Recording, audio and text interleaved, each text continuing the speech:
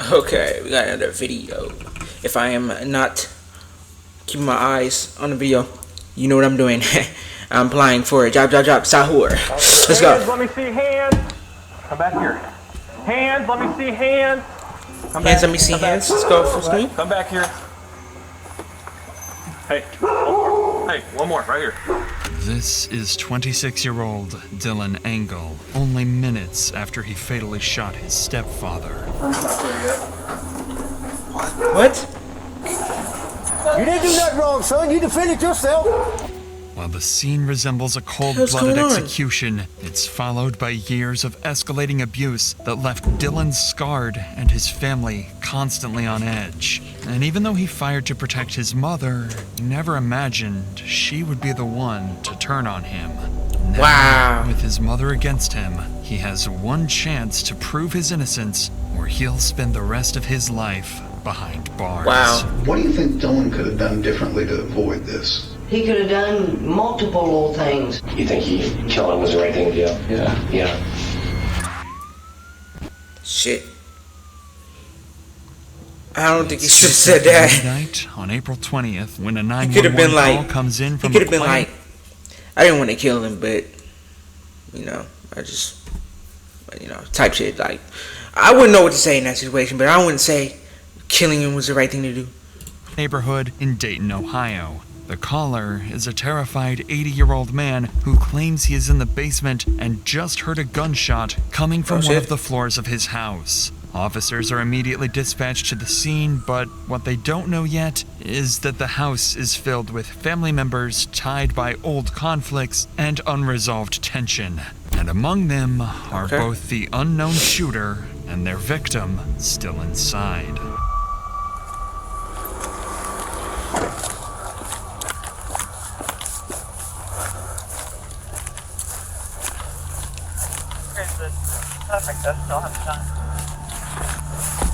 Where's he at? Hands, let me see hands. Sir, come back here. Sir, come back here. Sir, come back here. Come back here now. Come back here. Hands, let me see hands. As officers reach the house, they're met by an elderly man who called 911 minutes earlier. He's visibly shaken and disoriented. At this point, officers can only guess what might have happened inside. And before they can learn anything about the potential shooter, multiple people suddenly begin emerging from the house, turning each one of them into a potential threat. Hey, start taking these guys. Start checking for weapons. Hey, you gotta grab me, man. I got him damn. Come back. Come back. Come back. Come back here. Hey. Hey, one more, right here. Why are you handcuffing? State police, anybody else in here? Why are you detaining me for? Relax, dude. Relax. I don't have no weapons. Come with me. No, I know. Drugs, As bro. officers begin detaining the people coming out of the house, one man immediately draws their attention. 50-year-old Greg Goodrich, the ex-husband of Diane Engel, who's one of the residents. Greg is instantly agitated and quickly turns aggressive, leading officers to believe they may have just found their shooter. Assuming he's the one responsible, they move towards the upper floor looking for the victim, not realizing the discovery ahead will uncover a far darker story beneath this night than they ever expected. Who's upstairs right now? One is this channel. There's also a basement. Yeah, clearinghouse. We're sending this. Two people up there, the one who was shot. All right.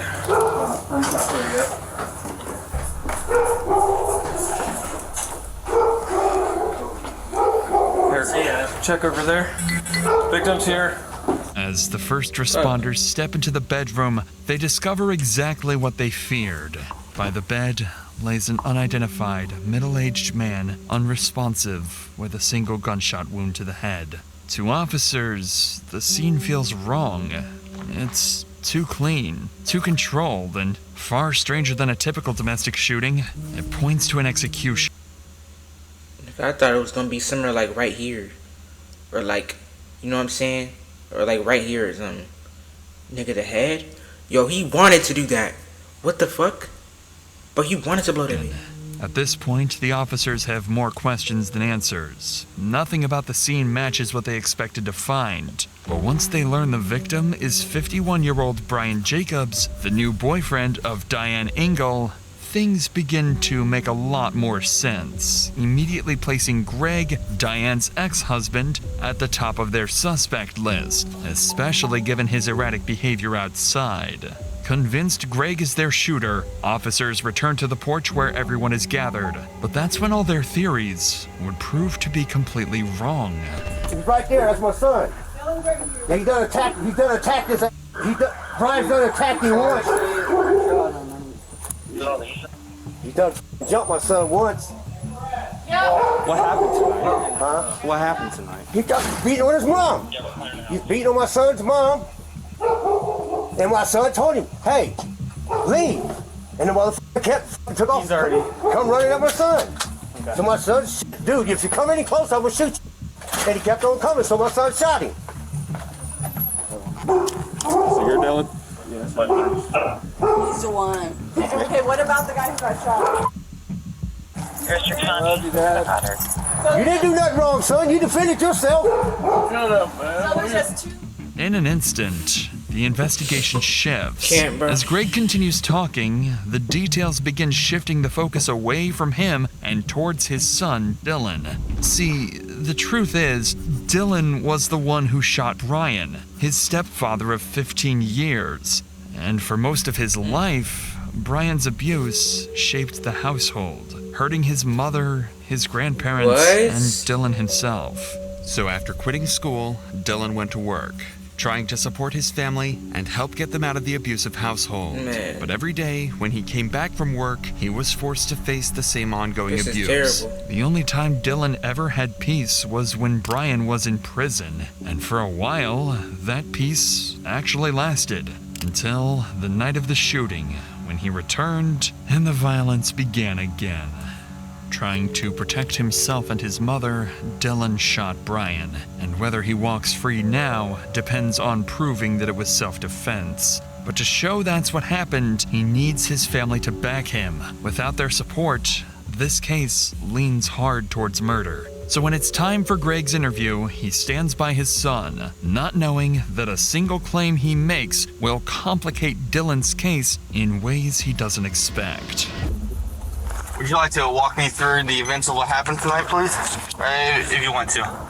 Would you like? I come walking up onto the porch, and I hear him yelling, and I hear his mom saying, leave me alone, get out of here. And my son come out of his room and said, dude, get the f*** out of here.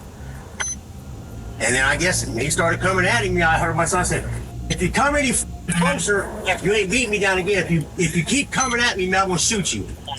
He kept coming at him, so my son shot him. Like yelling his stupid name.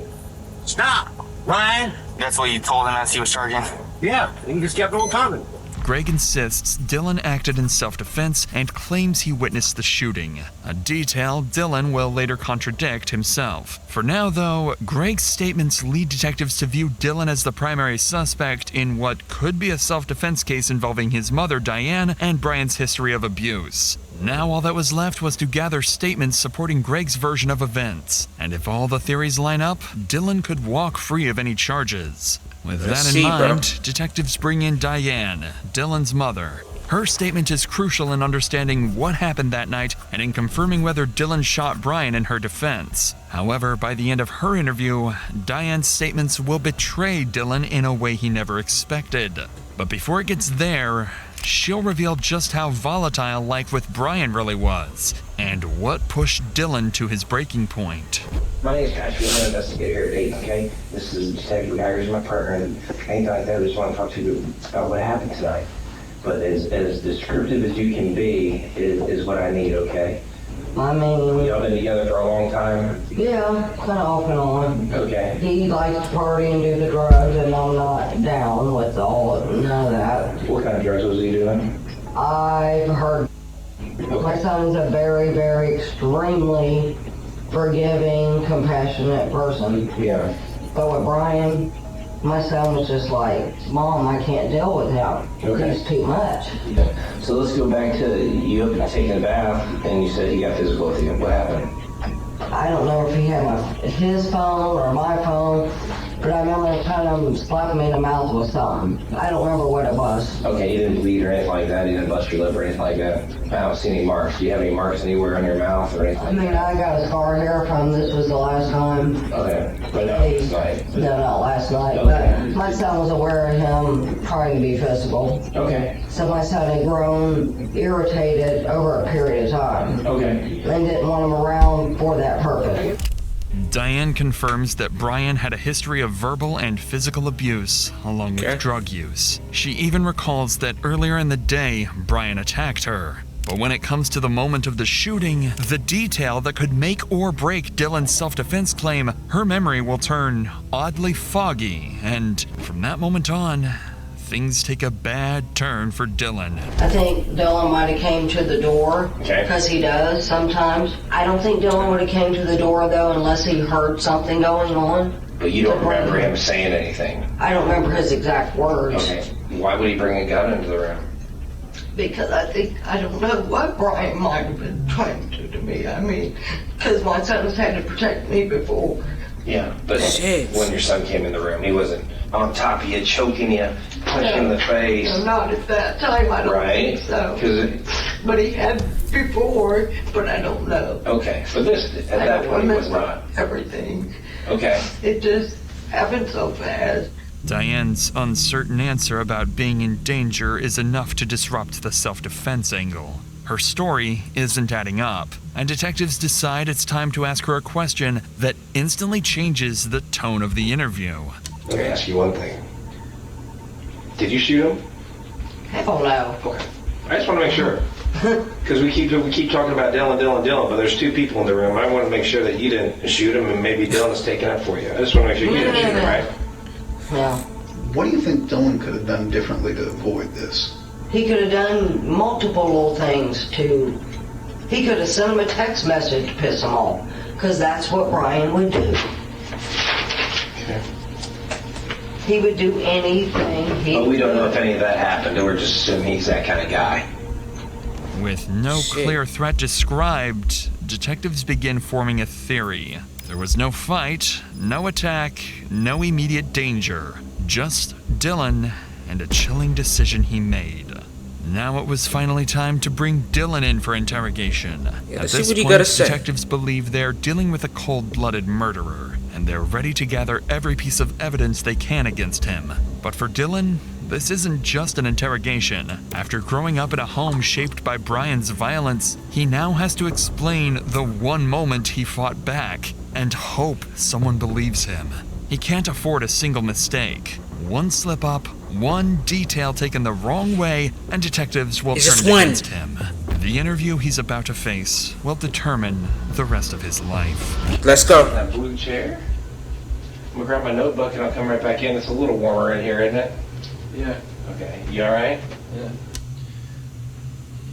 I feel like I should talk to a lawyer because I don't know what's about to happen. Okay. You have that right to talk to a lawyer. Do you want to talk to a lawyer and not talk to us? I just want to understand what my rights are fully. As the interview I'd probably talk to a lawyer. Be honest. Begins, Dylan makes a calculated decision and asks for a lawyer, knowing that, with one present, the chances of him saying anything self-incriminating would drop dramatically. But unfortunately for him, detectives aren't ready to stop there. They begin using controversial intimidation tactics in order to break him into talking. So you don't want to talk to me at all right now? I don't think so, no. I tell you what we're probably going to do then. We're going to go ahead and lodge you in jail. Okay, so we're going to have to base it on what the scene says. What we're going to do is we'll go ahead and process you, take you to jail. You're going to be charged with murder.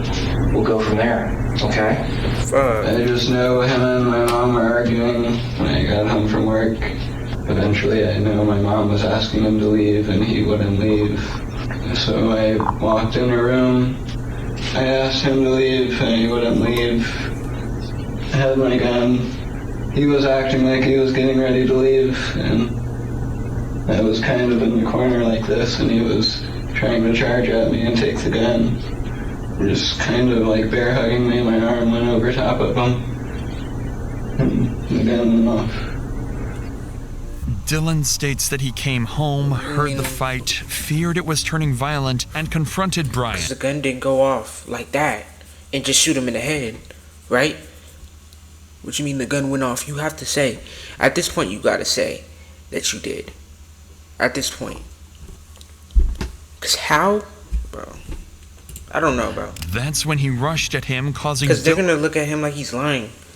If they say the gun just went off like that, he didn't do anything. Discharge his weapon accidentally. This version of events strongly supports the possibility that Dylan's actions were justified, even if the shot wasn't accidental. But what he says next exposes major inconsistencies between his story and the version his parents gave detectives. Let me ask you this. When did you call your dad? Right after. And Dad wasn't there yet, so he wasn't at the house. Did you guys plan to meet or anything after work, or was you just called him like, oh, shit? We usually do just about every night, talk to each other, see each other. Yeah. Do you remember where Mom was in the room during this? I think standing maybe behind me or trying to get away or something, yeah. Okay. It's a lot, isn't it? Yeah, but ultimately, like you said, like you didn't think that's the only way this is going to stop. Yeah, he was could have just left. Yeah. Those statements heavily complicate the entire case. Suddenly, detectives realize that Greg, Dylan's father, wasn't even present at the house during the shooting, meaning the only witness who openly supported Dylan's version of events had been lying from the start. And with Dylan insisting that his mother was present and wide awake during the shooting, her foggy memory introduces another possibility, that she may be holding back details to protect her son. Because if she truly witnessed Dylan defending her after years of Brian's abuse, there should be no reason for her hesitation. With both of his parents' statements now working against him, Dylan's situation looks far worse. And what comes next will be his only real chance to prove his innocence to detectives. I know who he is, and I know what he could do, has done, would do.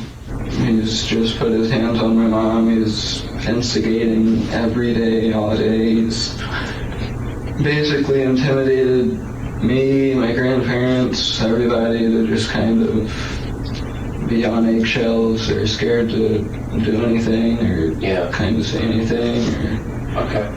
And I'm kind of standing there like this, and he runs towards me and he's trying to, got his hands on my face, trying to grab the gun. Like I said, I just kind of, my arm went over and squeezed one off into his head. Yeah. But he has been picking at you over the years. Is that true? Oh, yeah. Constantly picking at you. Family. Not a good relationship. Picks at your mom. Grandparents. He's intimidating them. He's doing drugs. He's a f***ing.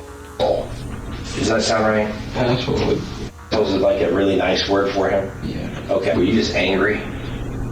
No. I just knew that was really the only way to get him out of there, because you call the police, he's out the next day. Yeah. And he's... So to get that to stop, there was only one way it was going to stop, ultimately. And that was by him not being able to get up. That just, if he would have just left, it wouldn't have happened. If he didn't try to grab the gun out of my hands and push me out the window, whatever he was trying to do, I can't even think of it right now. Yeah. But it wouldn't have happened. Yeah. You think killing was the right thing to do? Defending myself, my mom, and my home and family, Yeah.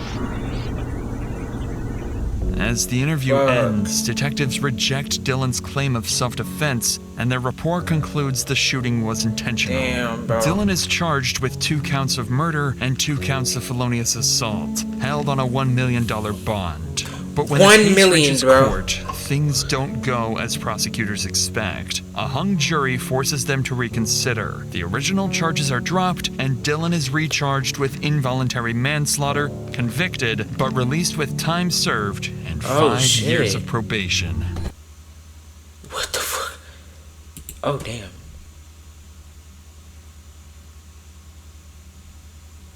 Damn.